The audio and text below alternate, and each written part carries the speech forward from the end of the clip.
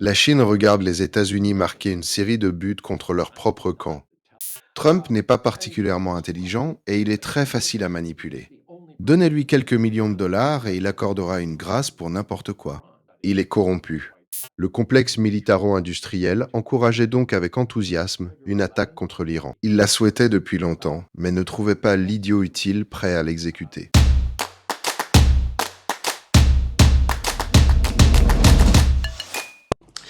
Bon, petite vidéo introductive pour vous dire que j'ai raté l'interview avec Einar Tangen qu'on devait faire avec Félix. Donc Félix l'a fait tout seul et on avait promis à Einar que ce serait une collaboration Le Monde Moderne avec The Black Elephant Experience. Donc du coup, on fera une autre interview de Einar Tangen où je serai présent. Mais en attendant, comme on avait prévu cette collaboration, ne soyez pas surpris si vous ne me voyez pas dans l'interview. C'est normal, mon emploi du temps étant ce qu'il est. J'ai raté, j'en suis désolé, l'interview. En revanche, la prochaine, je serai là et vous serez au courant. Et puis, il y a d'autres contenus. On continue bien sûr la collaboration avec Félix et j'espère qu'elle vous plaît d'ailleurs. Place à l'interview. Bienvenue à toutes et à tous. Bienvenue dans The Black Elephant Experience, toujours en collaboration avec mon cher complice Alexis Poulain et Le Monde Moderne. Aujourd'hui, nous recevons Einar Tangen.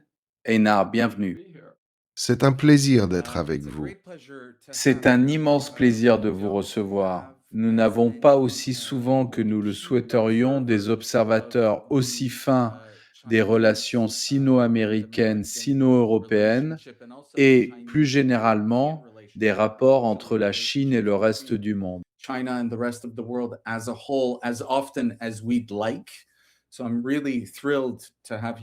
Je suis donc vraiment ravi de vous accueillir. Votre parcours est très singulier, tout comme votre lecture des différents aspects de la conversation géopolitique entre la Chine et le reste du monde.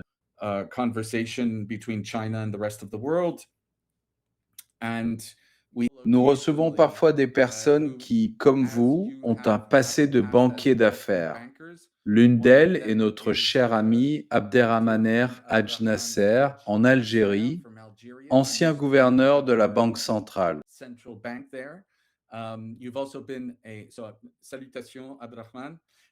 Je le salue au passage. Vous êtes également juriste de formation, sauf erreur, et vous avez été homme d'affaires. Oui, et homme politique. Et homme politique. Dites-nous-en davantage. D'accord. J'ai obtenu mon diplôme de droit à l'université Marquette, puis j'ai exercé pendant 5 ans. Mes 2 associés s'intéressaient beaucoup à la politique. L'un avait été un excellent joueur de football américain. Il avait joué pour les Chicago Bears et les Philadelphia Eagles. L'autre était vice-doyen de la faculté de droit lorsque j'y étudiais. Nous avons ouvert notre cabinet à 3. Ils se sont mis à parler de politique, en se disant que ce serait peut-être un moyen de faire connaître le cabinet. Pour faire court, ils sont ensuite tous les deux devenus secrétaires d'État du Wisconsin. De mon côté, j'ai occupé plusieurs fonctions au niveau municipal et fédéré. J'ai présidé la commission des recours en matière d'urbanisme. Nous avons rédigé le code et la carte de zonage de la ville. Pas moi personnellement, mais j'en avais la responsabilité. J'ai également dirigé un district. J'ai présidé beaucoup d'organismes. Au niveau fédéral, j'ai siégé au conseil d'une banque de politique publique, la Federal Home Loan Bank of Chicago. C'est essentiellement une banque pour les banques. Elle n'avait pas de clients particuliers, uniquement des établissements bancaires. Elle titrisait notamment des prêts hypothécaires et le faisait depuis longtemps. Je siégeais au conseil chargé d'attribuer les excédents financiers. Nous les consacrions au logement destiné aux ménages à faible revenu, et j'en ai assuré la présidence. J'ai aussi présidé le Conseil du commerce international de mon État. À une autre période, j'ai conseillé KOTRA, l'organisme public sud-coréen chargé du commerce et de l'investissement, avant de venir en Chine, où j'ai exercé dans les affaires. Je pourrais continuer. Non, restons-en là. Mais merci beaucoup pour ces précisions. J'ai également organisé des élections. Cela pourrait vous intéresser. J'ai administré des élections, principalement au niveau local et fédéré, mais j'ai aussi participé à des élections fédérales. D'accord, J'étais quelqu'un que les responsables politiques consultaient, parce que j'avais une influence sur un grand nombre de voix. évidemment. Aujourd'hui, vous êtes chercheur principal au Centre for International Governance Innovation.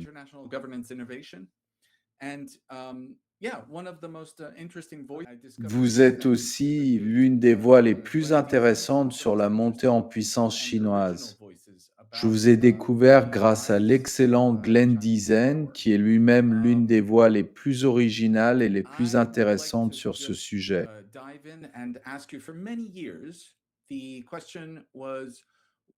J'aimerais entrer directement dans le vif du sujet. Pendant de nombreuses années, la question était de savoir quand la Chine rattraperait les États-Unis.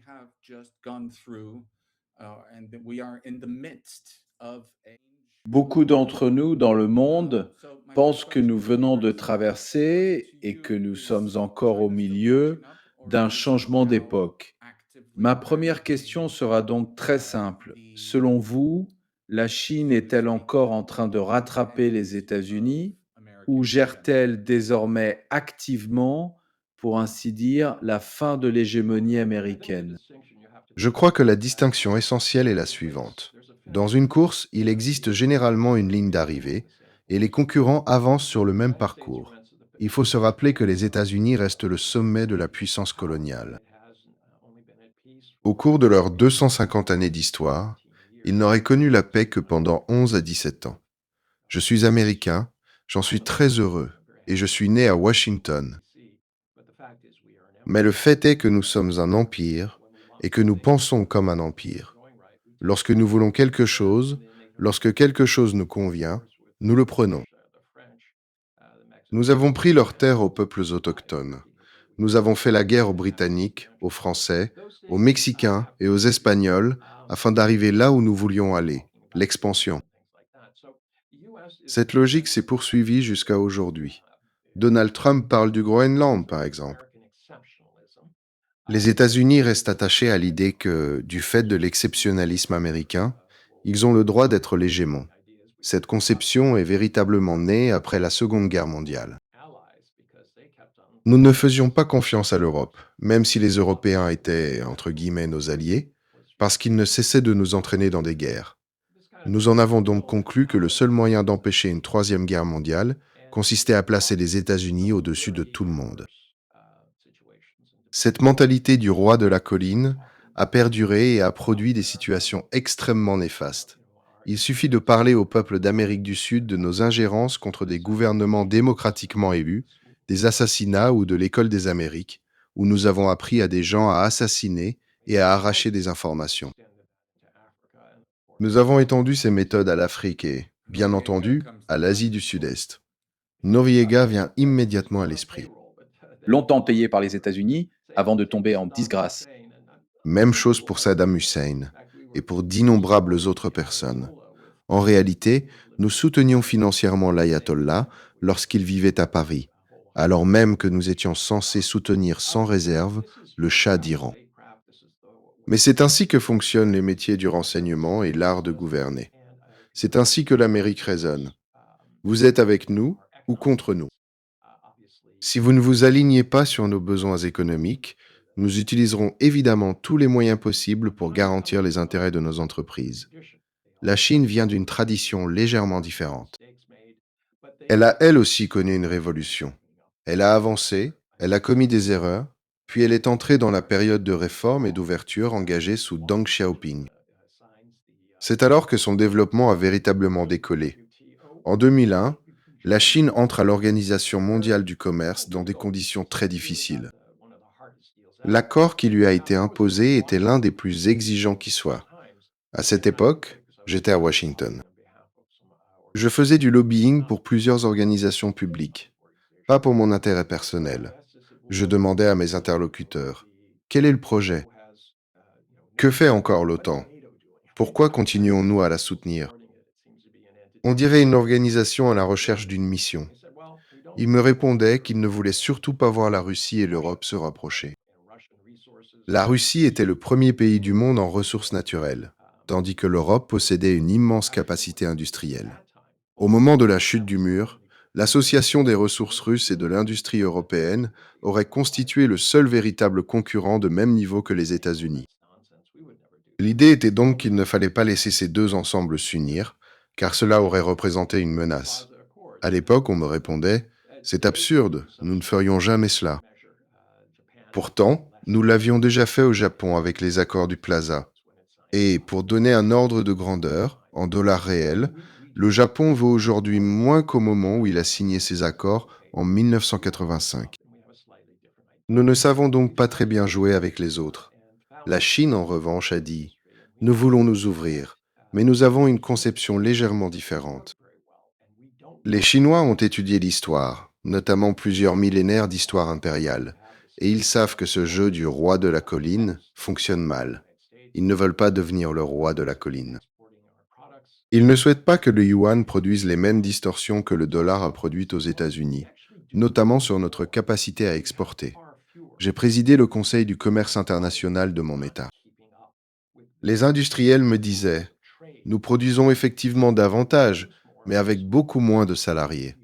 Le problème est que nous ne suivons pas la croissance du commerce mondial.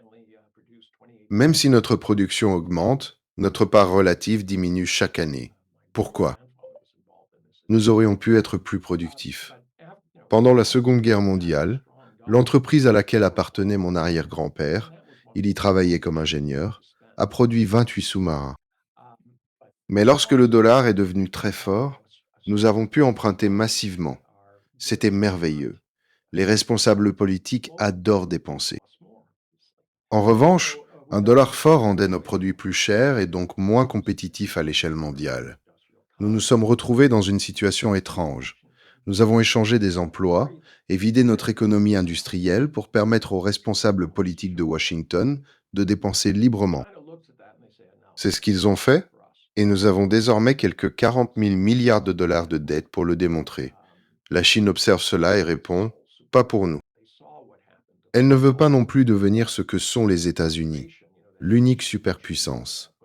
Après la chute du mur de Berlin, George W. Bush exprimait cette frustration. Nous avons gagné. Pourquoi ne recevons-nous rien en retour? Mais lorsque vous êtes la seule superpuissance, ce que vous recevez, ce sont tous les problèmes du monde. Tout le monde vient frapper à votre porte. Vous êtes grand, riche et puissant. Aidez-nous, nous avons des problèmes. La Chine l'a observé. Elle a également regardé sa propre histoire et s'est dit qu'il fallait construire un monde coopératif. Elle a vu émerger un monde davantage multipolaire et multilatéral, dans lequel les pays devraient mieux se connaître et commercer entre eux. Elle y a vu une occasion. Elle s'est appuyée sur sa propre expérience du développement.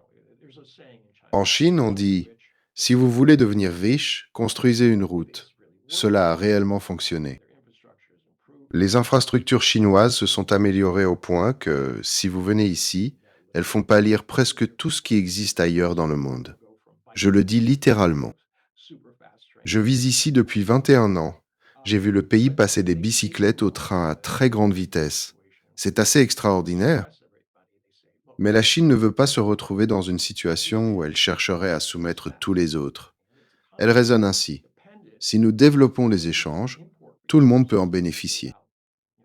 Le succès de l'économie chinoise dépend de sa capacité à importer des ressources. Il existe environ 200 pays dans le monde, et la Chine se situe aux alentours de la 100e place pour les ressources disponibles par habitant. Elle doit donc importer ses matières premières. Elle gagne ensuite de l'argent en exportant de la valeur ajoutée. C'est véritablement la clé de sa réussite. Ses excédents commerciaux reposent sur sa capacité à acheter des matières premières, à les transformer et à leur ajouter davantage de valeur. Cela lui permet non seulement de payer les ressources importées, mais aussi de dégager un surplus. Aujourd'hui, la Chine représente près de 30% de la production manufacturière mondiale. Comment en est-elle arrivée là? Au départ, elle n'était pas compétitive et ne disposait pas des technologies nécessaires. Elle s'est donc orientée vers des secteurs dans lesquels les économies d'échelle étaient déterminantes. Il ne s'agissait pas uniquement d'entreprises d'État dirigées, en substance, par le gouvernement. Il s'agissait aussi d'entreprises privées. Elle devenait très grande tout en acceptant des marges bénéficiaires beaucoup plus faibles. En tant que banquier d'affaires et juriste, je peux vous dire qu'aux États-Unis ou en Europe, si vous présentez à une banque un excellent projet avec un rendement de 5%, elle vous répondra poliment: Ravi de vous avoir rencontré, au revoir. Elle exigera au moins 8% pour justifier le prêt, compte tenu du risque et de ses rendements historiques. Et encore, 8% suppose un projet exceptionnel et des actifs solides. En Chine, les entreprises ont construit un autre modèle. Foxconn, par exemple, accepte pour Apple une marge garantie légèrement inférieure à 2% au-dessus de ses coûts. Je connais des entreprises qui travaillent avec des marges de 3, 4 ou 5%, mais sur des volumes gigantesques. Lorsque je suis arrivé en Chine il y a 21 ans, j'ai visité une usine immense. J'ai demandé ce qu'elle produisait. On m'a répondu: de la vitamine C. J'ai demandé: mais pour qui? Pourquoi faire? La réponse fut: pour le monde entier. Nous détenons 98% du marché. Puis vous regardez les produits chimiques, les vis, les textiles et tout ce qui dépend des économies d'échelle. Les entreprises chinoises ont investi ces secteurs parce qu'elles pouvaient produire moins cher. Et, naturellement, les entreprises étrangères ont acheté leurs produits. Pourquoi? Parce qu'ils étaient moins chers. Si elles ne les achetaient pas, leurs concurrentes le feraient. Ces concurrentes auraient alors acquis un avantage et auraient fini par les évincer. Dès qu'un acteur obtient cet avantage économique, tous les autres doivent le suivre ou le compenser d'une autre manière. La Chine a donc très bien réussi grâce à l'avidité. Je ne devrais peut-être pas dire l'avidité, ou plutôt aux besoins de profit des entreprises et des pays. La Chine ne considère pas le monde comme un jeu à somme nulle. Les États-Unis, eux, le font. Donald Trump vous le dira en termes absolus. Soit j'obtiens ce que je veux et vous ne l'obtenez pas, soit l'inverse. C'est tout. Et je dirais que l'autre camp politique américain ne le formule pas aussi ouvertement, mais le pense tout aussi fortement. Oui, je crois qu'ils l'ont tout de même formulé ainsi. Vous êtes avec nous ou contre nous? Et puis, rendre sa grandeur à l'Amérique. Où est le reste du monde dans cette formule? Non, je parlais de l'autre camp du spectre politique américain. Pensez-vous que les Chinois raisonnent eux aussi de cette façon? Dans l'ASEAN et dans d'autres régions, il existe une différence de mentalité, une sensibilité orientale. On se dit, le monde est complexe, nous devons réussir à vivre ensemble. Ces peuples vivent à proximité les uns des autres, avec des populations considérables. C'est assez différent de l'Occident. En Occident, nous avons cette mentalité de cow-boy. Il faut trouver le méchant. Nous portons le chapeau blanc, lui porte le chapeau noir, et quoi qu'il arrive, nous devons l'abattre. Oui, en tant qu'Américain, j'en suis arrivé à considérer le Parti démocrate et le Parti républicain comme le bon flic et le mauvais flic. C'est le même parti. Le véritable système à parti unique se trouve aux États-Unis. Je suis, il est vrai, un Américain un peu étrange, né et élevé à Paris. Mais voilà, Exactement. ce ne serait pas la première fois. Pendant toutes mes études, on m'a traité de communiste anti-américain. Rien de nouveau. C'était le cas à l'université de Syracuse comme à Columbia. Il y avait beaucoup de professeurs de gauche à Columbia. Mon père y a commencé ses études de droit avant de changer de voie pour une excellente raison. Une femme? Edward Saïd y enseignait encore lorsque j'y étais. Malheureusement, j'étais aussi un étudiant un peu difficile et j'ai fini par abandonner pour les pires raisons du monde. Pas pour créer ensuite une entreprise extraordinairement prospère. Mais laissons cela de côté. Un élément de votre réponse m'a frappé. Les Chinois ne recherchent pas le type de domination écrasante qui a accompagné le pétrodollar. Je me souviens d'un épisode de provocation iranienne que j'avais trouvé particulièrement amusant au début de la crise actuelle, il y a quelques mois.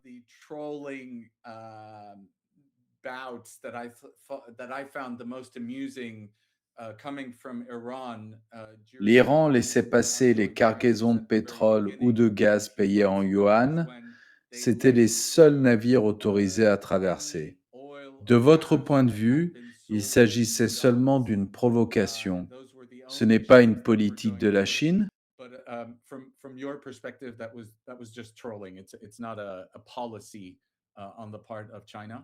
Non, l'enjeu était plutôt que l'Iran voulait rappeler qu'il se considère dans le viseur de la politique américaine depuis 1954.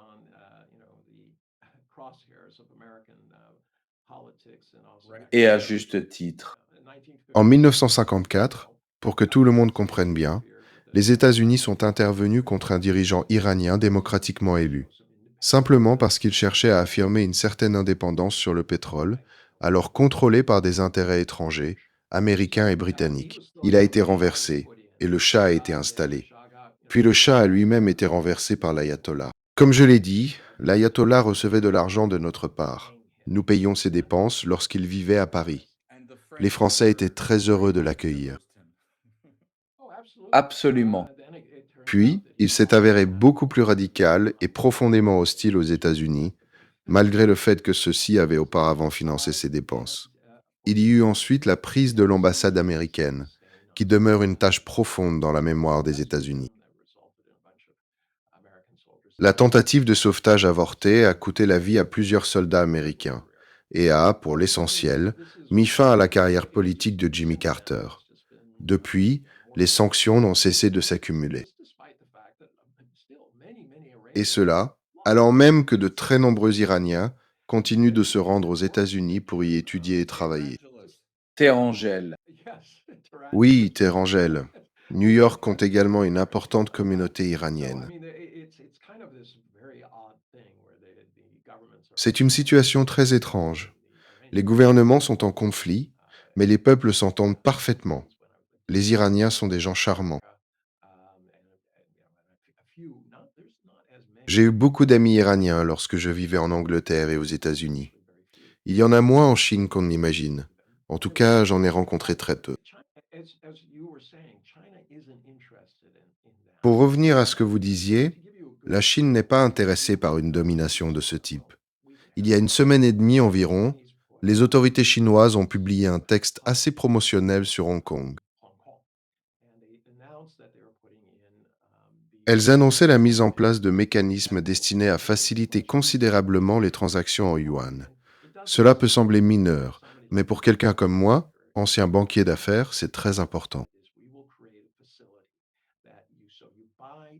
En substance, la Chine a annoncé la création d'un dispositif permettant aux investisseurs d'acheter et de conserver des obligations chinoises. Puis, s'ils ont besoin de liquidités à court terme, d'emprunter en utilisant ces titres sans devoir les vendre. Vendre une obligation peut entraîner un gain ou une perte, et l'investisseur peut aussi souhaiter conserver son rendement. Ce mécanisme rend donc les choses plus simples. Mais la Chine n'a pas ouvert ce que l'on appelle le compte de capital, c'est-à-dire qu'elle n'a pas instauré une convertibilité totale. Elle ne souhaite absolument pas voir entrer des flux de capitaux spéculatifs. Elle accueille volontiers les investissements de long terme. Si vous voulez construire une usine, acheter des machines ou développer des services, très bien. Mais elle ne veut pas que vous veniez uniquement spéculer sur ces marchés. Il existe une bonne raison à cela. Vous connaissez certainement la financiarisation et son fonctionnement. Des générations entières de diplômés d'écoles de commerce ont été formées avec l'idée qu'elles avaient droit à des rémunérations considérables. Si vous investissez dans une entreprise qui croît progressivement de 10% par an, votre prime sera faible, car il faudra peut-être 10 ans avant que l'investissement devienne un immense succès. Alors, au lieu d'investir dans l'économie réelle, dans une entreprise qui a besoin de capitaux pour se développer, vous commencez à parier sur les entreprises. Vous vous dites, par exemple, je pense que la Réserve fédérale va relever ses taux. Vous empruntez énormément d'argent. Vous engagez une petite somme personnelle et vous financez le reste à crédit. Vous pariez ensuite sur la manière dont certains titres réagiront. Si la Fed relève effectivement son taux et que vous avez raison, bingo, vous gagnez énormément d'argent, votre entreprise aussi, et vous recevez une prime gigantesque. Si vous vous trompez, que faites-vous? Vous placez un pari encore plus important, ou plusieurs autres paris du même type, en espérant être assez intelligent pour avoir raison plus de 50% du temps. Cela ne diffère pas beaucoup du fait d'entrer dans un casino et de miser sur le rouge ou le noir à la roulette. C'est ce que font beaucoup d'acteurs financiers. Des sommes gigantesques sont placées dans ces instruments. Selon les estimations, leur montant représente entre 7 et 30 fois la valeur de toutes les actions cotées dans le monde. Si vous additionnez la capitalisation de l'ensemble des marchés boursiers, elle reste écrasée par la masse d'argent engagée dans ces instruments. Merci beaucoup pour cette explication. Allez-y, Pardon de vous avoir interrompu. tous les instruments financiers ne sont évidemment pas mauvais. Il ne faut pas jeter le bébé avec l'eau du bain. Mais souvenez-vous de la crise financière de 2008, 2009 et 2010. Elle a été provoquée précisément par ce que je décris, la financiarisation. Tout le monde touchait des commissions et cherchait à prolonger ce système. Des instruments extrêmement complexes ont été créés. Vous vous souvenez peut-être de ce Français? Je crois qu'il a été l'un des seuls à être sanctionné.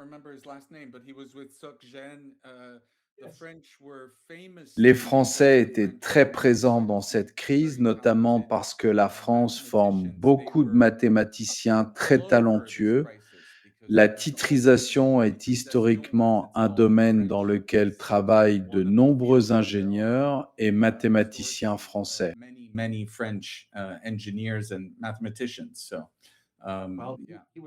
Oui, cet homme avait laissé sur le répondeur de sa compagne un message dans lequel il disait, en substance, ces produits sont tellement complexes que je ne comprends même pas ce que je suis en train de faire. Il s'agissait de paris construits sur d'autres paris, eux-mêmes construits sur d'autres paris. Leur dénouement a été extrêmement difficile. J'ai travaillé dans ce secteur jusqu'en 2004 ou 2005 environ. Je n'arrivais plus à le justifier. Ce que je voyais relevait du chaos absolu. La cocaïne et tous les excès qui l'accompagnaient étaient omniprésents. Et ce sont ces gens-là qui contrôlaient l'argent et développaient ces idées. J'ai dit à quelqu'un de mon entreprise, écoutez, cela ne peut pas fonctionner. Tout est en train de sortir des rails. Merci pour ce rappel sur la financiarisation. Ce n'est pas seulement un rappel. Mon point est que les Chinois connaissent parfaitement ce phénomène et qu'ils disent pas chez nous. C'est précisément ce que je trouve extrêmement intéressant. Très souvent, en particulier en Europe, les gens pensent que les Chinois sont susceptibles d'être les capitalistes les plus impitoyables de tous.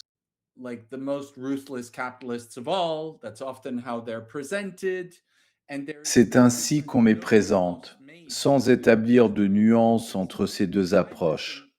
On retrouve cette incompréhension dans presque tous les domaines.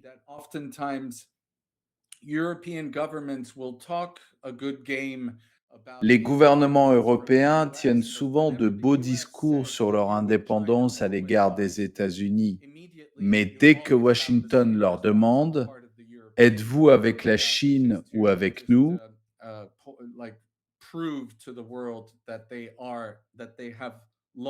La réponse européenne est toujours la même. Ils démontrent au monde qu'ils sont depuis longtemps les vassaux des États-Unis au détriment absolu de leur propre population.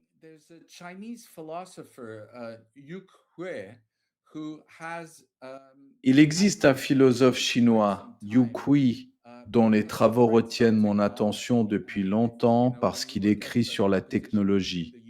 Lorsque l'on observe la compétition entre les États-Unis et la Chine, la course à l'intelligence artificielle vient immédiatement à l'esprit.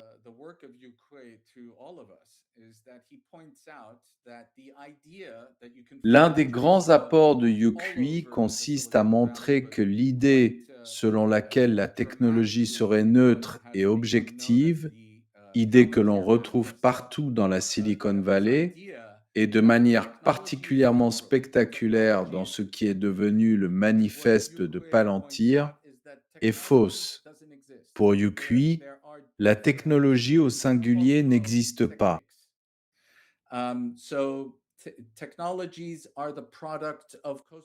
Il existe de différentes cosmotechniques.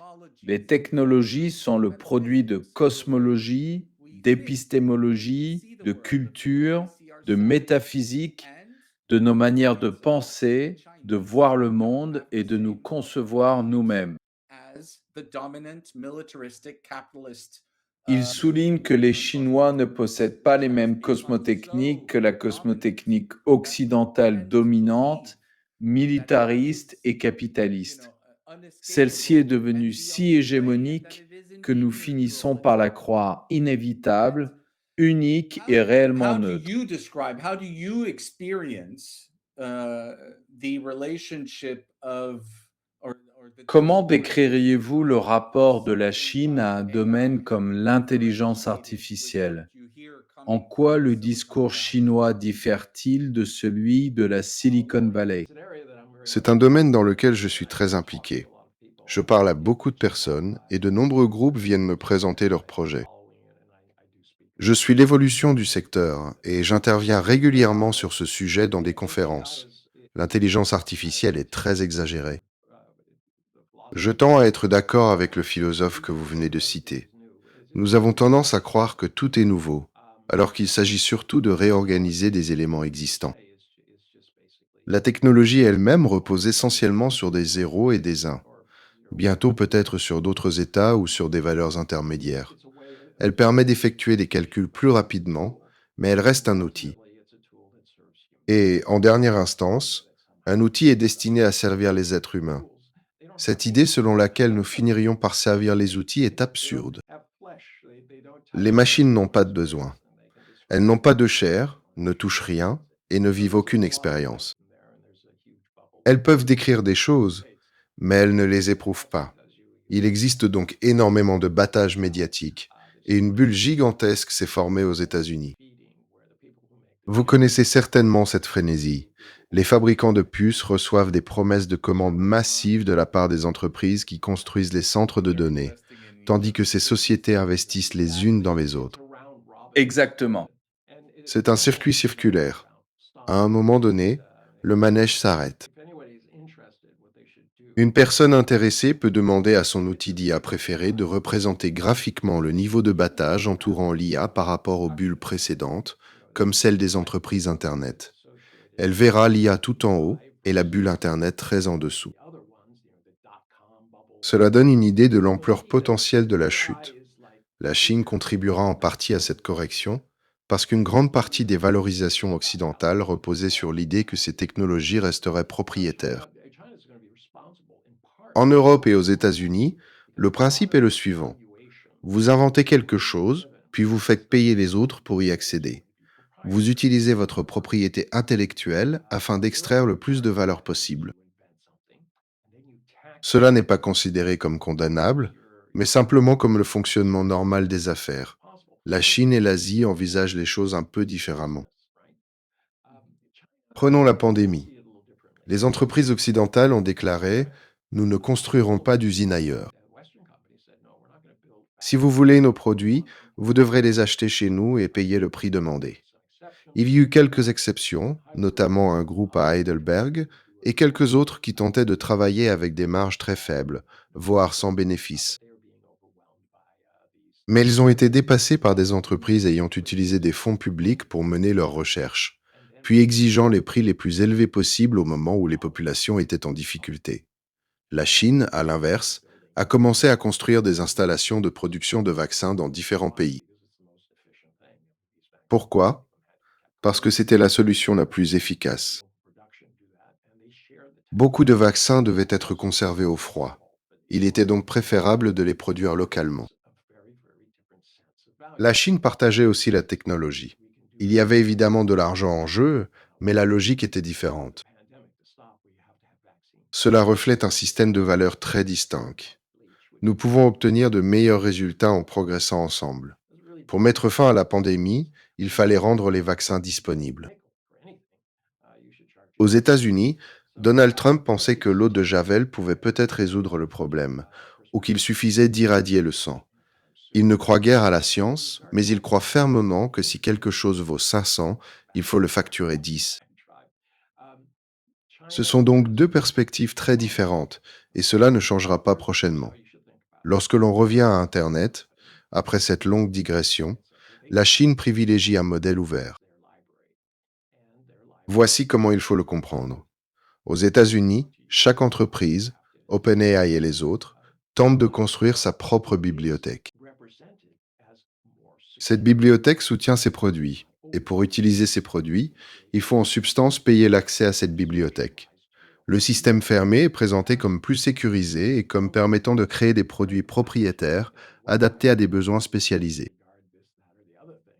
Cela peut se justifier dans certains cas très particuliers, pour les besoins informatiques ou de sécurité d'IBM par exemple, mais l'immense majorité des usages concernent simplement les gens ordinaires. La Chine adopte la démarche inverse, une grande bibliothèque commune dans laquelle tout le monde peut entrer pour créer des produits. Les produits ainsi développés appartiennent à leurs créateurs. Avec une bibliothèque ouverte et accessible à tous, beaucoup plus de personnes peuvent proposer des innovations. Les pays pauvres, qui n'auraient aucun moyen de construire leur propre équivalent d'OpenAI, découvrent qu'ils peuvent y accéder gratuitement. C'est exactement le prix qu'ils recherchaient. Cela nous ramène à ce que je disais précédemment. La Chine pense qu'en ouvrant et en partageant les choses, on les améliore. Et les personnes avec lesquelles vous partagez peuvent ensuite gagner de l'argent. Si elles disposent d'un revenu disponible, elles pourront peut-être acheter vos produits. Si elles n'en ont pas, elles ne les achèteront de toute façon pas, parce qu'elles n'en ont pas les moyens. Il s'agit donc d'attitudes très différentes. L'IA fait aujourd'hui l'objet d'un immense battage. Beaucoup de gens reviennent à 2001, l'Odyssée de l'espace et à HAL, qui prendrait le contrôle du monde, ou à Terminator, où les machines déclenchent une guerre nucléaire pour se débarrasser de ces humains encombrants. Pardon. Le remarquable Ed Zitron a réalisé des vidéos très fortes sur la manière dont ces entreprises utilisent précisément ces scénarios dystopiques. L'idée que les machines vont prendre le pouvoir pour augmenter leur valorisation. Scenarios where machines take over as a means to increase the valuation. And apparently, the guy who did this for Apparemment, OpenAI l'homme qui a is développé cette referencing stratégie pour Anthropic. OpenAI travaille Same désormais pour guy, Anthropic. same Le bullshit même homme, scenarios. les mêmes scénarios absurdes. Voilà, encore une fois. Il y a 2 jours, Moonshot, une entreprise chinoise, a annoncé qu'elle allait concurrencer Anthropic. Les deux sociétés fournissent essentiellement des outils. Imaginez une ruée vers l'or. Beaucoup de gens veulent courir chercher l'or, mais pour cela, ils ont besoin de pioches et de pelles. De pelles. Exactement. C'est ce qu'Anthropic essaie de vendre, mais sur une base propriétaire, avec ses propres systèmes, et donc de manière un peu plus lente. Moonshot a rattrapé son retard extrêmement rapidement en utilisant l'open source. Cela rend son offre beaucoup plus souple, plus rapide, plus facilement extensible et surtout beaucoup moins chère. Je connais quelqu'un qui vient de rejoindre cette entreprise. Je lui ai dit qu'il avait choisi le bon acteur. Si l'on me propose 2 pioches de qualité identique ou presque, l'une à $50 et l'autre à 15, je n'ai aucune raison de payer $50. Oui, le choix est assez évident. Il nous reste deux grands chapitres à couvrir avant de nous quitter. L'Iran, puis les relations avec l'Europe et la France. One is Iran, and the other one is sort of the relationship to Europe and France. Let's start with the latter. Um, Commençons par ce second sujet. En 2025, Sophia Chikirou, députée de la France insoumise, France Insoumise, which in France we think of as the sort of the real ce left. que nous considérons en France comme la véritable gauche, par opposition à une gauche centriste du type Parti démocrate américain, She, how could I say, she defended a in a défendu dans un proposal rapport for a change parlementaire to la government nécessité d'un that changement profond de relations la with doctrine China française et had to européenne be à l'égard de la there to Chine. be a profound change in the doctrine, in French doctrine and European doctrine when it came to relations with China. According to this report, because of this just constant behavior of vassalization, Selon ce rapport, en raison de states, cette vassalisation permanente envers les États-Unis, basically les pays European européens ne cessent de se tirer une balle dans le themselves pied. in the foot. This proposal, this report was Cette criticized proposition a été violemment critiquée par presque tout le reste de la classe politique française. if this the party that she's from, la France Insoumise, is headed La by France insoumise est dirigée par Jean-Luc Mélenchon, qui tient un discours très indépendant, fondé sur l'importance de la souveraineté française. S'il arrivait au pouvoir en 2027 avec cette nouvelle doctrine, pensez-vous que la Chine saisirait l'occasion d'établir une relation différente avec la France et l'Union européenne? La France pourrait-elle dialoguer directement avec Pékin, sans passer par Bruxelles et certainement sans passer par Washington? Ou la Chine préférerait-elle rester prudente, attendre que le projet hégémonique américain continue de se dissoudre et éviter de s'enthousiasmer excessivement pour cette nouvelle doctrine? Surf the wave carefully of waiting for the American hegemonic project to continue to dissolve without getting um, too carried away with this new doctrine. Commençons par ceci. Les États-Unis disent que vous êtes soit avec eux, soit contre eux. L'interrupteur est allumé ou éteint. Leur jugement dépend largement de votre attitude envers la Chine, des tarifs douaniers américains et de ce que le reste du monde perçoit comme de l'intimidation. La Chine adopte une position agnostique. Elle ne se soucie pas du type de gouvernement que vous avez, ce qui lui vaut d'ailleurs des critiques. Elle répond : ce sont vos affaires intérieures, une question de souveraineté. D'après son expérience, l'ingérence dans les affaires souveraines d'un autre pays ne produit jamais de résultats durables. Je demande encore aux gens de me citer un cas dans lequel l'ingérence d'un pays dans un autre a conduit à une paix durable. Il y eut des guerres défensives pendant les Premières et Secondes Guerres mondiales. C'est différent, et cela n'a d'ailleurs pas nécessairement produit la paix. Mais imposer votre volonté à un autre pays n'a pas fonctionné à l'époque moderne. Si cela fonctionnait, les États-Unis auraient été accueillis avec des roses en Irak et en Afghanistan. À la place, ils ont produit la mort, la destruction et une jeunesse de plus en plus radicalisée qui leur reprochait précisément cette ingérence dans ses affaires intérieures. Du point de vue chinois, les pays doivent résoudre eux-mêmes leurs problèmes. On évoque parfois une marche de l'histoire, un destin inéluctable. C'est absurde. Les pays sont souvent le résultat d'accidents de naissance, de mariages dynastiques, de la personne qui contrôlait tel territoire à tel moment. Bordeaux a appartenu longtemps aux Anglais. Des guerres ont ensuite modifié les frontières. Aucun morceau de terre n'appartient naturellement et éternellement à une seule entité. L'Alsace-Lorraine est passée plusieurs fois de l'Allemagne à la France. Les frontières sont des accidents de l'histoire, mais elles ont été tracées. Si vous commencez à vouloir les effacer, vous aurez nécessairement davantage de problèmes, de guerres et de confrontations. La position chinoise est donc la suivante. Nous devons accepter la réalité telle qu'elle existe et travailler avec elle. La manière dont vous gouvernez votre pays vous appartient. Si vous voulez commercer avec nous, commerçons. Mais vous n'avez pas à vous aligner politiquement sur nous. À quel moment avez-vous entendu la Chine poser ce type d'ultimatum? En dehors de la question de Taïwan? Sur ce point, elle demande au pays de reconnaître le principe d'une seule Chine. Sinon, elle peut refuser de commercer avec eux. Elle considère Taïwan comme une question de souveraineté. D'autres peuvent l'interpréter autrement. mais c'est l'un des très rares domaines dans lesquels Pékin considère que l'interrupteur est allumé ou éteint.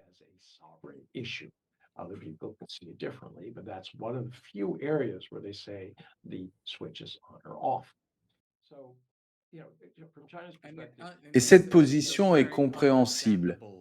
Il existe de nombreuses raisons historiques.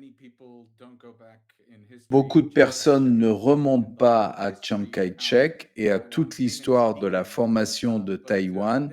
Cet attachement doctrinal a donc des fondements sérieux. Pardon de vous avoir interrompu. Non, vous avez raison. Si l'on remonte dans l'histoire, on voit clairement que, s'ils en avaient eu la possibilité, les communistes chinois auraient poursuivi Chiang Kai-shek et récupéré tout ce qu'il avait emporté de Pékin vers Taïwan. Chiang Kai-shek disposait pourtant de davantage d'hommes et de moyens militaires. Comment les communistes ont-ils gagné? Ils ont gagné l'appui de la population.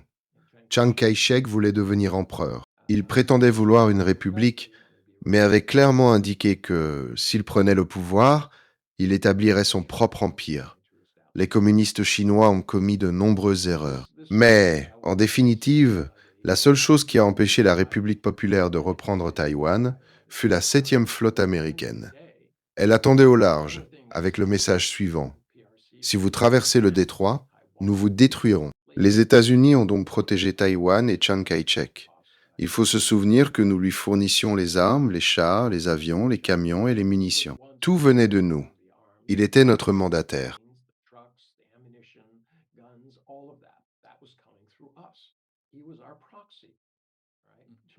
Personne ne peut réellement l'expliquer. Beaucoup de responsables américains ne l'appréciaient même pas.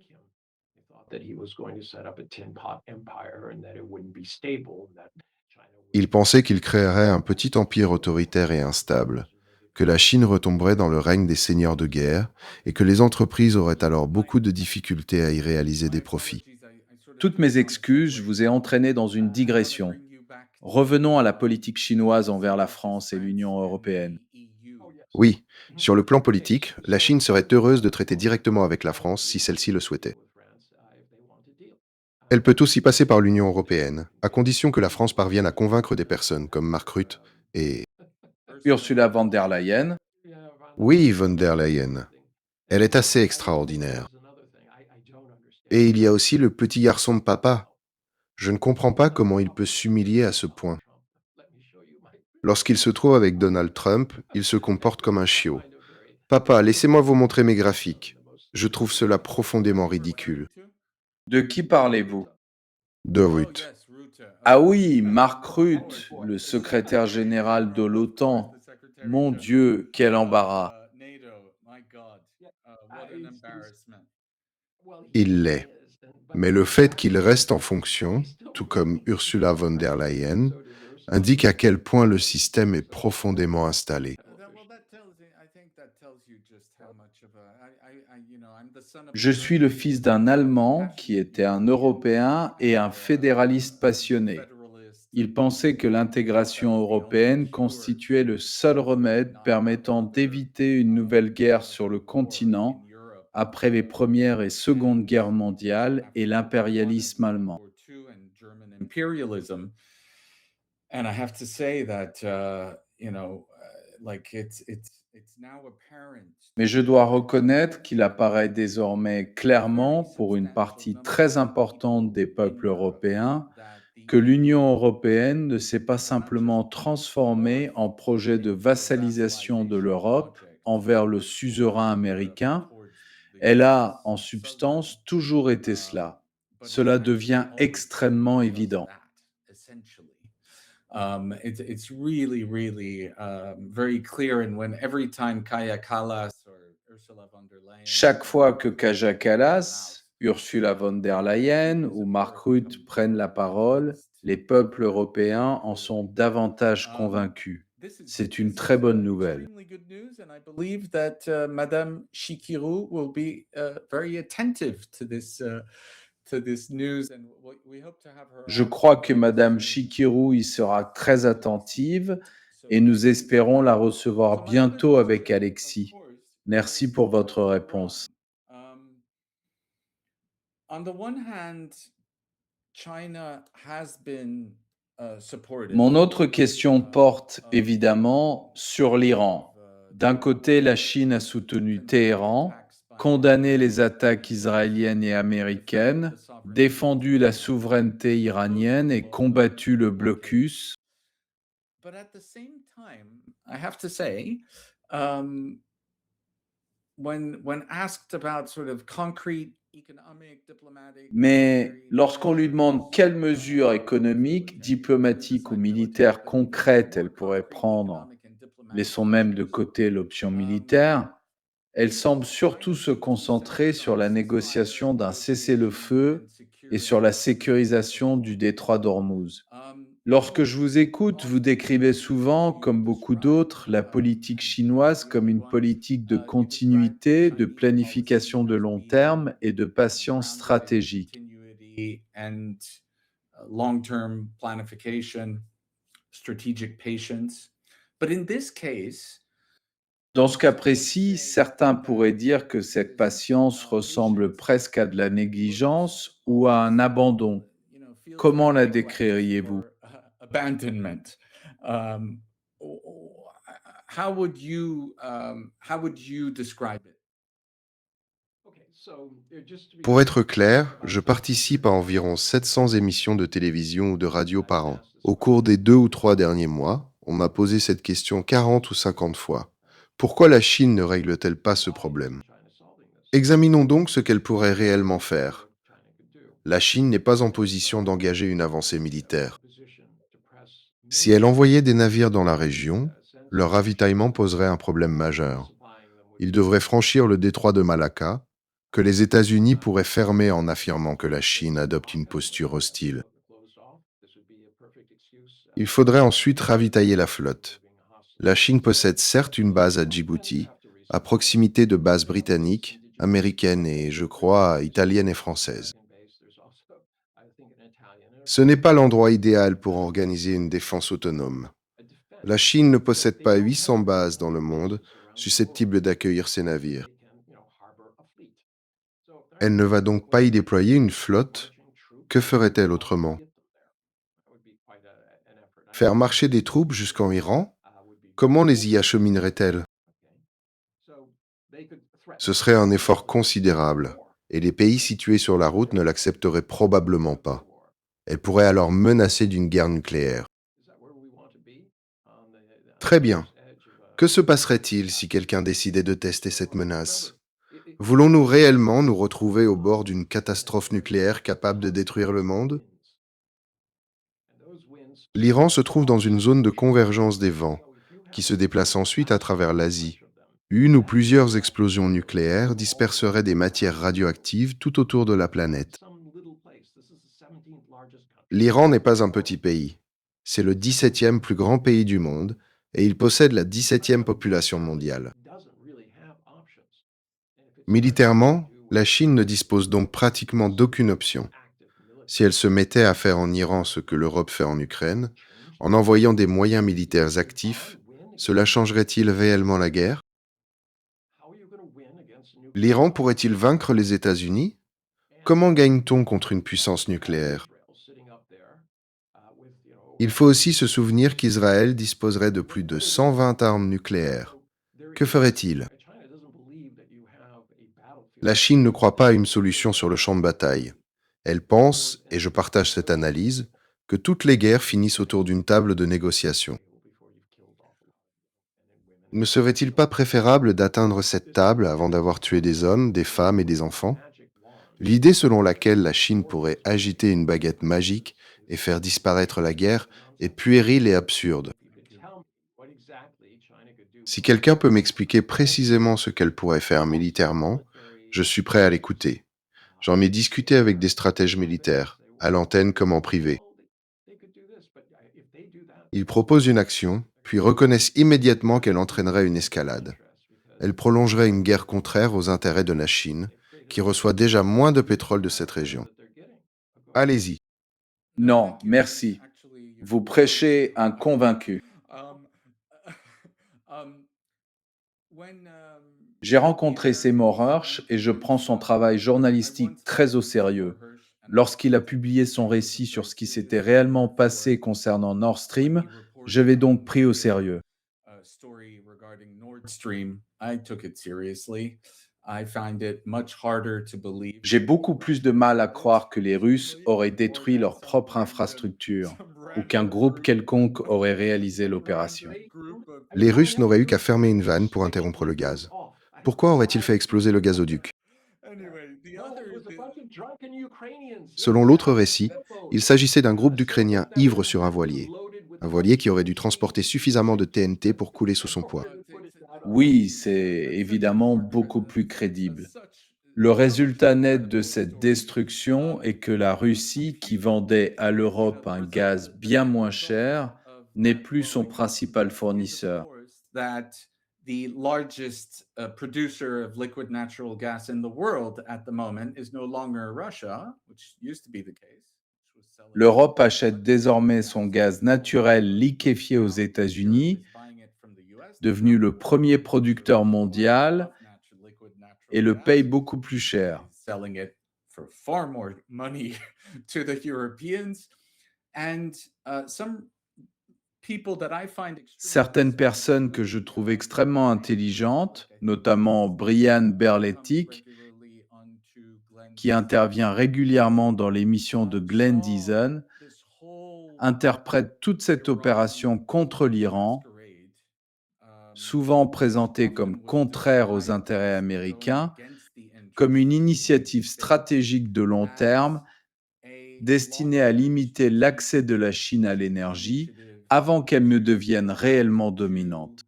limit the access of China to energy before China really was able to take over. Il ne s'agit pas seulement d'une interprétation, c'est un objectif explicitement formulé. Thank you. Merci.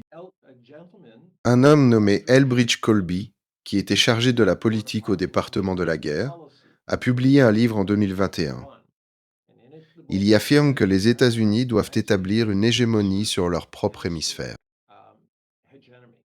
Ils devraient prendre le Groenland et faire du Canada le 51e État. Il ne voulait pas du Mexique, mais annonçait en substance un retour à la doctrine Monroe, ou à ce qu'ils appellent désormais la doctrine d'Unroe.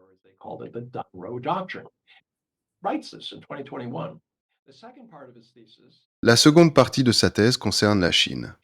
Il explique que les États-Unis doivent s'en méfier, mais qu'il ne souhaite pas mener directement une guerre contre elle, car elle se trouve trop loin. La méthode consiste donc à cibler ses approvisionnements énergétiques et à les contrôler. Que s'est-il passé depuis le retour de Trump? Il a bombardé le Nigeria, pris le contrôle du Venezuela, puis attaqué l'Iran. Qu'ont-ils tous en commun? Ils vendaient du pétrole à la Chine. Trump a également demandé ouvertement à d'autres puissances de ne plus vendre de pétrole à la Chine. Elles lui répondent: la Chine est notre premier client. Nous n'allons pas cesser de lui vendre puisque vous n'achèterez pas notre pétrole. Vous êtes même devenu notre principal concurrent. Cette stratégie ne peut donc pas très bien fonctionner. Colby ajoute que les États-Unis doivent se préparer à l'éventualité où la Chine réagirait, comme le Japon l'avait fait. Avant la Seconde Guerre mondiale, les États-Unis avaient coupé les approvisionnements énergétiques japonais afin de paralyser sa machine de guerre. C'était habile, mais cela a aussi placé le Japon dans une situation où il pensait devoir déclarer la guerre. Il l'a fait et il a perdu. Le Japon a commis des atrocités considérables. Je ne cherche absolument pas à les défendre.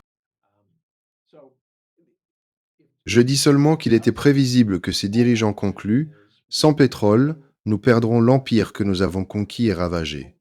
Si la Chine réagit à son tour, la position de repli américaine consistera à contrôler les principaux points d'étranglement du commerce mondial: le détroit de Malacca, le détroit d'Ormuz, la mer Rouge et d'autres passages. Les États-Unis pourraient ainsi rendre les exportations chinoises beaucoup plus difficiles et mettre en place, en substance, un blocus mondial. La Chine produit énormément. Si l'on coupe sa capacité à vendre et donc à gagner de l'argent, on peut tenter de la soumettre. Ce n'est pas moi qui invente cette stratégie. Il faut lire le livre publié par Elbridge Colby en 2021. J'en ai momentanément oublié le titre. Vous y verrez que ce que vous venez de décrire correspond effectivement à la politique des États-Unis. Vous aviez mentionné un autre point sur lequel je voulais réagir, mais il vient de m'échapper. Ce sera pour une autre fois. Ma dernière question est donc la suivante. À quel point cette stratégie est-elle en train de se retourner contre les États-Unis et comment la Chine la gère-t-elle?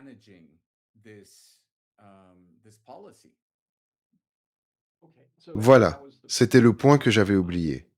Merci de me l'avoir rappelé. La Chine regarde les États-Unis marquer une série de buts contre leur propre camp. Cela n'a rien à voir avec une manœuvre chinoise.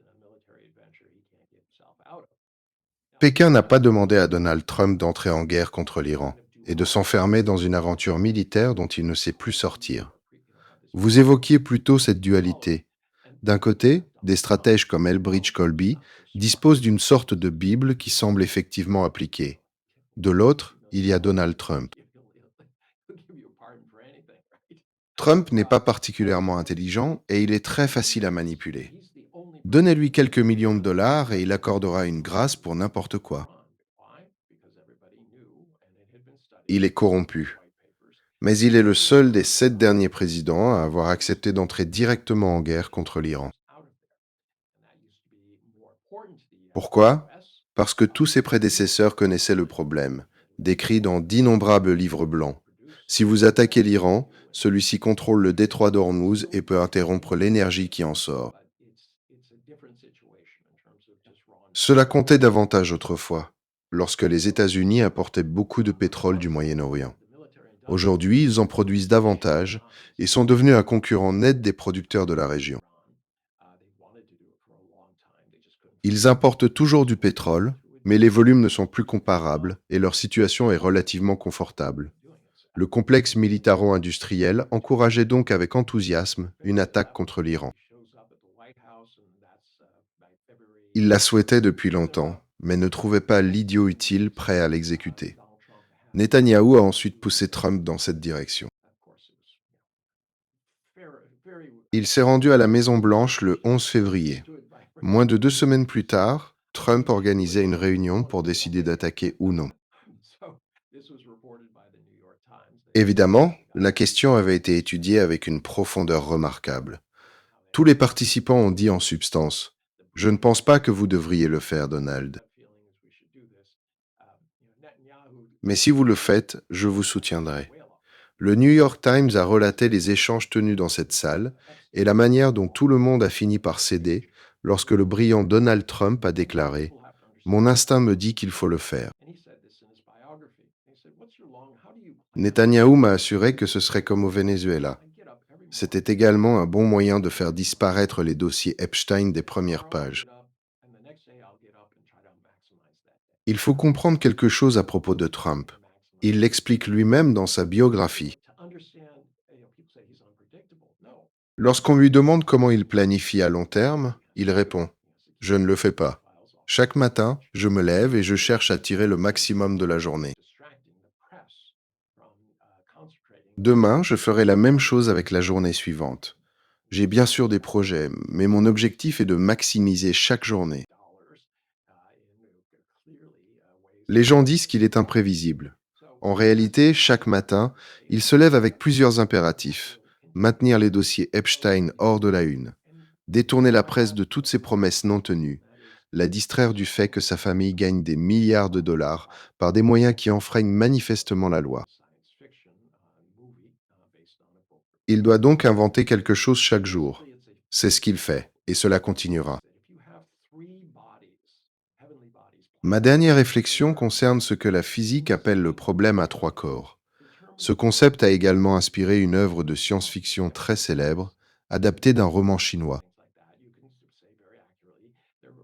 Avec 2 corps célestes dont on connaît la masse et les caractéristiques, On peut prévoir très précisément leur trajectoire. Avec trois corps présents dans le même système, il devient presque impossible de déterminer où chacun se trouvera dans le futur. C'est précisément ce que nous observons au Moyen-Orient. Le premier corps est Donald Trump, un acteur totalement erratique. Une partie de son camp veut la guerre contre l'Iran, une autre cherche à s'en dégager. Lui-même se préoccupe de ses élections et de ses intérêts immédiats. Le deuxième est Netanyahou et Israël, déterminés à maintenir les États-Unis engagés dans ces guerres aussi longtemps que possible. Ils semblent croire qu'ils peuvent briser l'Iran, que sa population acceptera avec joie d'être soumise et qu'elle ne se radicalisera plus. Le troisième corps est l'Iran lui-même. Il a goûté à une forme de victoire.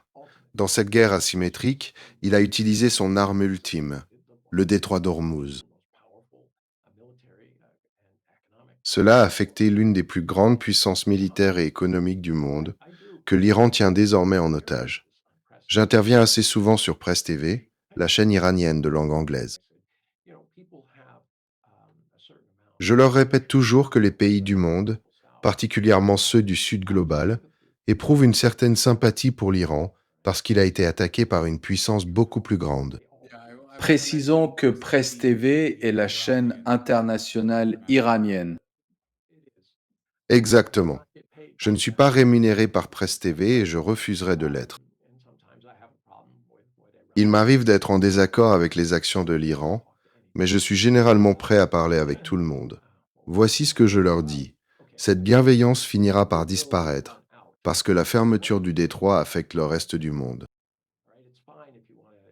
Vous pouvez vouloir frapper Israël ou les États-Unis, mais en fermant le détroit d'Ormuz, vous faites chuter les économies de pays qui n'ont rien à voir avec la guerre. Les populations ne peuvent plus obtenir d'engrais ni de diesel pour faire fonctionner leurs pompes agricoles. Cela finit par affecter toute la chaîne alimentaire. Les gens ne comprennent pas que l'énergie représente entre 15 et 25% du coût ou de l'énergie incorporée dans une grande partie de notre alimentation. Il faut prendre en compte les engrais produits à partir du gaz, les pompes, les semoirs, les machines agricoles, le transport vers le marché, la transformation, l'emballage plastique, l'acheminement jusqu'au magasin, puis jusqu'au domicile. Si vous faites griller l'aliment, vous ajoutez encore de l'énergie. Pour certaines cultures, la proportion est supérieure. L'absence d'engrais peut réduire les rendements de 15 à 25%. Une exploitation qui pensait produire 100 000 boisseaux n'en obtiendra plus que 75 à 85 000. Lorsque cela arrivera, ces populations perdront leur sympathie. Elles diront à l'Iran, ce que vous faites affame nos peuples. J'ai une pensée pour mon ami Wes Jackson, fondateur du Land Institute dans le Kansas. Il développe depuis longtemps des polycultures pérennes qui dépendent moins des engrais et donc de l'énergie.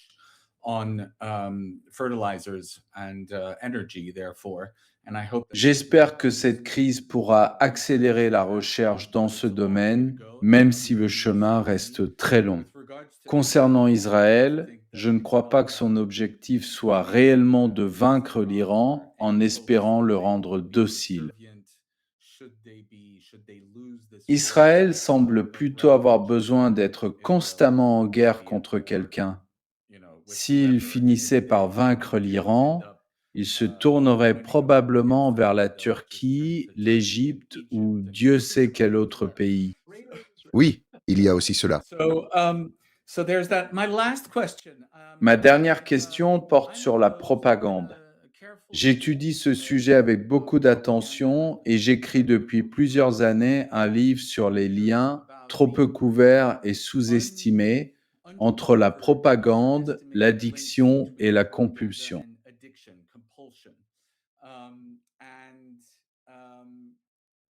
J'ai eu avec des amis chinois des conversations sur lesquelles j'aimerais vous entendre. Les Européens et les Américains ont tendance à croire qu'ils ne sont pas soumis à la propagande, que celle-ci existe en Russie, en Iran, en Chine, partout ailleurs en somme. Russia, in Iran, in China, but yeah, everywhere else. Il devient pourtant de plus en plus évident partout dans le monde que cette conviction est une absurdité. Un ami décrit la différence entre plusieurs formes de propagande de la manière suivante. Dans certains pays, on pratique le lavage de bouche. En Occident, vous pratiquez le lavage de cerveau.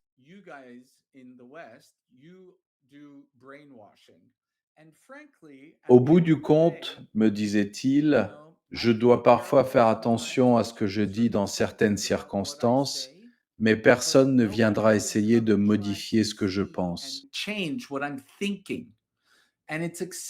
Il est admis qu'un écart puisse parfois exister entre ce que je dis et ce que je pense, et je l'accepte. Je préfère cela à la situation de Paris, Londres ou New York, où les gens croient ne pas être manipulés alors qu'ils le sont constamment. Parce qu'ils pensent échapper à la manipulation, la propagande est beaucoup plus efficace.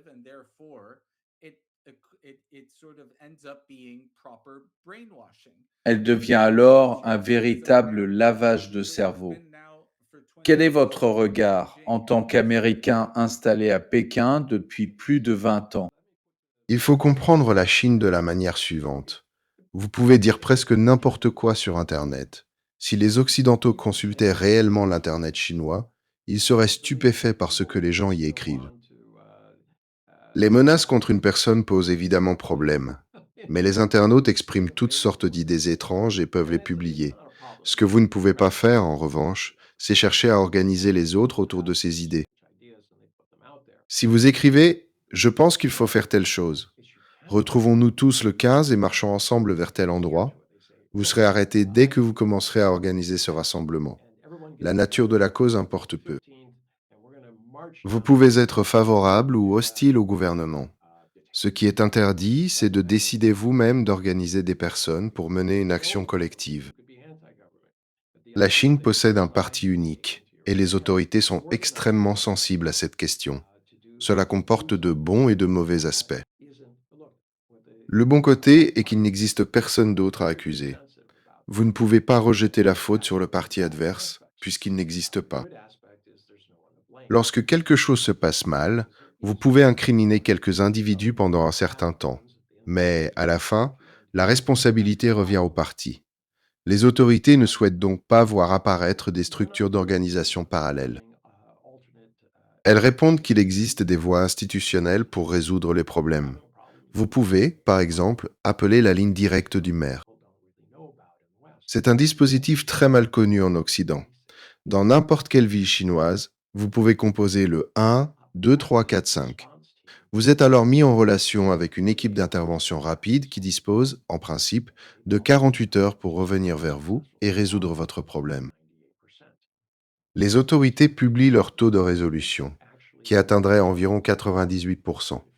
La réponse est réellement rapide, et ce système a eu des effets très positifs sur la société.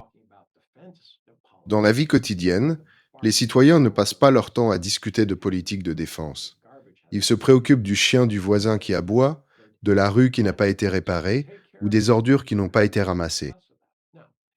Si vous réglez les problèmes qui touchent concrètement leur quotidien, vous réduisez fortement le mécontentement. Il existe évidemment des sujets sensibles et des personnes qui disent ne pas aimer le gouvernement. Récemment, quelqu'un a réussi à déployer une banderole depuis l'un des plus hauts immeubles de Pékin. La première question était: comment cette banderole a-t-elle pu arriver là, alors que l'accès est extrêmement contrôlé? Il y aura toujours des actes individuels extrêmes. Un homme a, par exemple, placé sa femme et sa belle-mère dans une voiture remplie d'essence avant d'essayer de percuter les portes de la cité interdite. Je me suis toujours demandé quelle relation il entretenait avec sa belle-mère. Allons faire un tour. Ne faites pas attention aux vapeurs d'essence, belle maman. Tout va bien se passer. Dans toute société, il existera toujours des personnes instables. La question est de savoir si l'État peut aller trop loin dans sa réaction. Je pense que oui. J'admire beaucoup la campagne anticorruption menée en Chine depuis 2013. Elle est devenue extrêmement rigoureuse. Dans le passé, un nouveau dirigeant arrivait en promettant de tout nettoyer. Un an plus tard, il arrêtait quelques personnes, les punissait sévèrement, puis déclarait la mission accomplie. Xi Jinping n'a pas procédé ainsi. Il a affirmé que la corruption ne pouvait pas être tolérée, précisément parce qu'il n'existe qu'un seul parti. Si ce parti devient corrompu, il perd son mandat. S'il perd son mandat, tout le système s'effondre. Le danger apparaît lorsque l'on met en mouvement un appareil anticorruption puissant. Les responsables peuvent commencer à vouloir démontrer leur efficacité en rivalisant sur le nombre d'affaires ou d'arrestations. J'en ai fait 500 l'année dernière. Moi, j'en ai fait 1000. C'est précisément ce qu'il faut éviter et surveiller de très près. Certaines personnes en Chine s'en inquiètent. J'ai connu des gens que je trouvais très bien et qui ont disparu. Je ne connais pas les circonstances. Mon point est simplement que ce dispositif produit des bénéfices, mais comporte aussi des dangers. Je pense que la Chine le gère plutôt bien, mais tout mouvement peut aller trop loin. Cela ne vient pas nécessairement du sommet. C'est aussi une tendance humaine naturelle, chacun voulant montrer qu'il accomplit un travail remarquable. Regardez l'AIC aux États-Unis. Ces agents se comportent comme des membres de la Gestapo. Beaucoup semblent dopés et leur premier réflexe consiste à frapper la personne qui se trouve devant eux. Ce n'est pas du maintien de l'ordre. Et c'est précisément ainsi qu'ils sont recrutés. Exactement. Ce sont des brutes.